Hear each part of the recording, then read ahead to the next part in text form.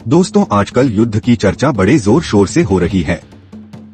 कहते हैं दुनिया में ऐसा कुछ नहीं जो महाभारत में ना लिखा हो, और जो महाभारत में नहीं है वो कहीं भी नहीं है। सवाल है, क्या आजकल की जंग में ऐसे व्यूह रचे जाते हैं या रचे जाएंगे?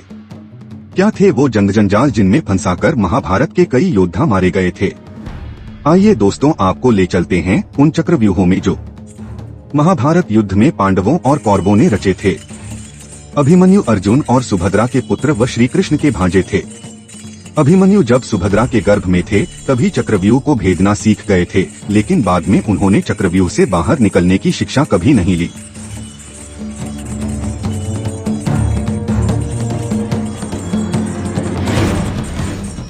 जब ये पक्का हो गया कि युद्ध को टाला नहीं जा सकता, तब महर्षि वेदव्यास ने संजय को दिव्य दृष्टि दी ताकि वो रणभूमि की सारी बातें महल में बैठकर ही देख लें और उसका हाल धृतराष्ट्र को सुनाएं। इसके बाद संजय ने नेत्रहीन धृतराष्ट्र को महाभारत युद्ध का हर अंश सुनाया।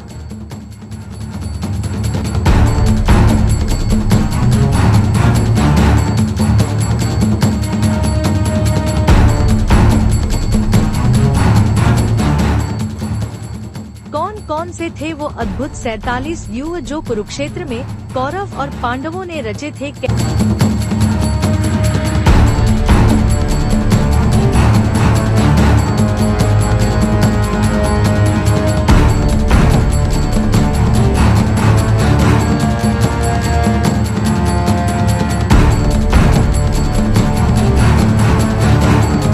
था तब का महाभारत कालीन भारतवर्ष का नक्शा और किन प्रदेशों से योद्धा कुरुक्षेत्र में रण करने के लिए उतरे थे।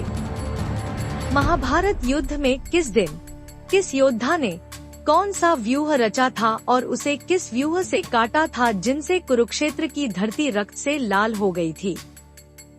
चलिए जानते हैं एक एक करके हर दिन के क्रम से। दिन 1, कौरव सर्वतोमुखी व्यूह। पांडव वज्र व्यूह। क्या है सर्वतोमुखी व्यूह?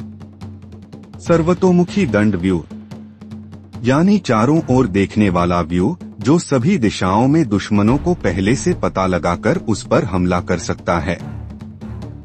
कौरवों में पहले दिन भीष्म ने इसी का उपयोग किया था। इसमें शीर्ष पर रथ के 6 महारथी गोलाकार रूप में बने हुए थे और पीछे का भाग दंड के आकार का था ताकि शीर्ष को सहारा मिलता रहे। कैसा था पांडवों का वज्र व्यूह? वज्र व्यूह, इस व्यूह की रचना अर्जुन ने की थी। वज्र एक हथियार होता है जिसके ऊपर के 3 भाग तिरछे बने होते हैं। बीच का हिस्सा पतला पर बड़ा वजनदार होता है। ये देखने में इंद्र के वज्र जैसा होता है। ऊर्मिव्यूह, पांडवों के वज्र व्यूह के जवाब में भीष्म ने ऊर्मिव्यूह यानी समुंदर की लहरों जैसे इस व्यूह की रचना की थी। इस व्यूह में पूरी सेना समुद्र के समान सजाई गई थी। इस व्यूह से समुद्र में लहरों की तरह कौरव सेना ने पांडवों पर आक्रमण किया था।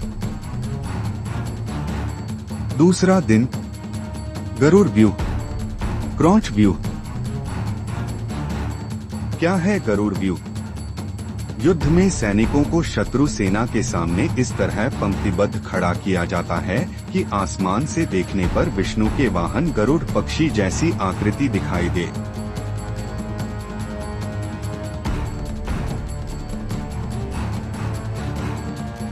इस व्यूह की रचना भीष्म पितामह ने की थी। क्या है क्रॉच व्यूह? ये सारस की एक नस्ल होती है। इस व्यूह का आकार इसी पक्षी की तरह होता था। महाभारत में इस व्यूह की रचना युधिष्ठिर ने की थी। इस दिन द्रोणाचार्य ने धृष्टद्युम्न को कई बार हराया और उसके कई धनुष काट दिए। भीष्म ने अर्जुन और श्री कृष्ण को कई बार घायल किया। इस दिन भीम का कलिंगों और निषादों से युद्ध हुआ तथा भीम ने सहस्रों कलिंग और निषाद मार गिराए। तीसरा दिन, गरुड़ व्यूह। अर्धचंद्र व्यूह। क्या है अर्धचंद्र व्यूह? आधा चांद जिसमें सैन्य रचना जब अर्धचंद्र की तरह होती थी। इस व्यूह की रचना अर्जुन ने कौरवों के गरुड़ व्यूह के प्रत्युत्तर में की थी। इस दिन भीम ने घटोत्कच के साथ मिलकर दुर्योधन की सेना को युद्ध से भगा दिया। भीष्म ने दुर्योधन को आश्वासन देकर भीषण संहार मचा दिया। तब श्री कृष्ण ने अर्जुन को भीष्म का वध करने को कहा, पर अर्जुन ढीला पड़ गया तो श्री कृष्ण स्वयं भीष्म को मारने के लिए बढ़े तो अर्जुन ने उन्हें रोका और कौरव सेना का भीषण संहार किया। चौथा दिन, मंडल व्यूह, श्रृंगात का व्यूह। क्या है मंडल व्यूह? सेना का गोलाकार या चक्राकार गठन। इस व्यूह की रचना भीष्म पितामह ने की थी।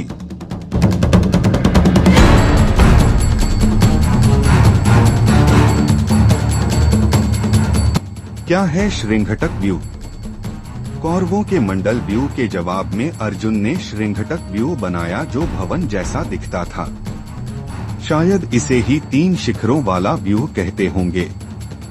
इस दिन कौरवों ने अर्जुन को अपने बाणों से ढक दिया, परंतु अर्जुन ने सभी को मार भगाया। भीम ने तो इस दिन कौरव सेना में हाहाकार मचा दी। दुर्योधन ने अपनी गज सेना भीम को मारने के लिए भेजी, पर घटोत्कच की सहायता से भीम ने उन सबका नाश कर दिया और 14 कौरवों को भी मार गिराया। पर राजा भगदत्त ने जल्द ही भीम पर काबू पा लिया। बाद में भीष्म को भी अर्जुन और भीम ने भयंकर युद्ध कर कड़ी चुनौती दी। 5वां दिन, मकर व्यूह, शेन व्यूह।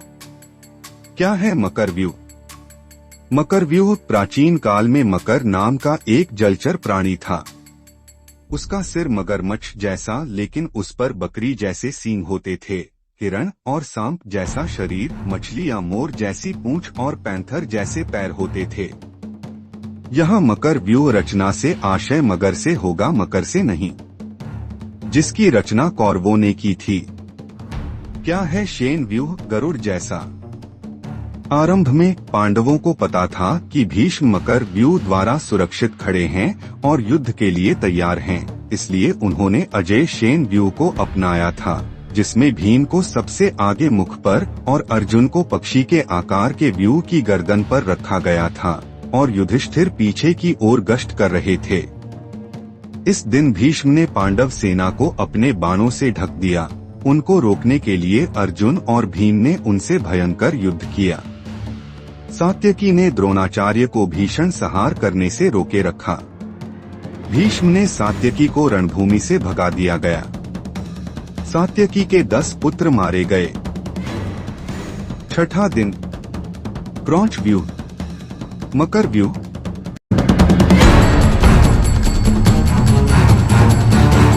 इस दिन भी दोनों पक्षों में भयंकर युद्ध चला। युद्ध में बार बार अपनी हार से दुर्योधन क्रोधित होता रहा, पर भीष्म उसे आश्वासन देते रहे। अंत में भीष्म ने पांचाल सेना का भयंकर संहार किया। 7वां दिन, मंडल व्यूह, वज्र व्यूह। इस दिन अर्जुन ने कौरव सेना में भगदड़ मचा दी। धृष्टद्युम्न ने दुर्योधन को युद्ध में हरा दिया। अर्जुन के पुत्र इरावान ने महाभारत के युद्ध में विंद और अनुविंद को हरा दिया था।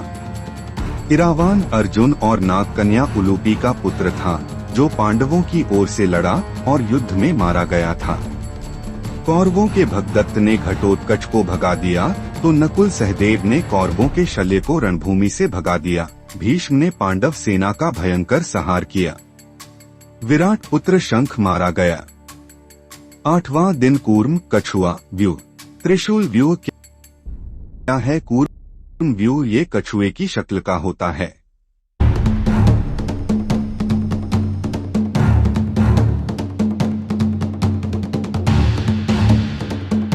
कैसा होता है त्रिशूल व्यूह? ये 3 शिखरों वाला व्यूह होता है। इस दिन भी भीष्म ने पांडव सेना का भयंकर संहार किया। भीम ने धृतराष्ट्र के 8 पुत्रों का वध कर दिया। राक्षस अम्बलुष ने अर्जुन पुत्र इरावान का वध कर दिया। एक बार फिर घटोत्कच ने दुर्योधन को युद्ध में अपनी माया से प्रताड़ित कर युद्ध से उसकी सेना को खदेड़ दिया। तब भीष्म के आदेश से भगदत्त ने घटोत्कच को हराकर भीम, युधिष्ठिर व अन्य पांडव सैनिकों को पीछे ढकेल दिया। दिन के अंत तक भीम ने धृतराष्ट्र के 9 और पुत्रों का मार डाला।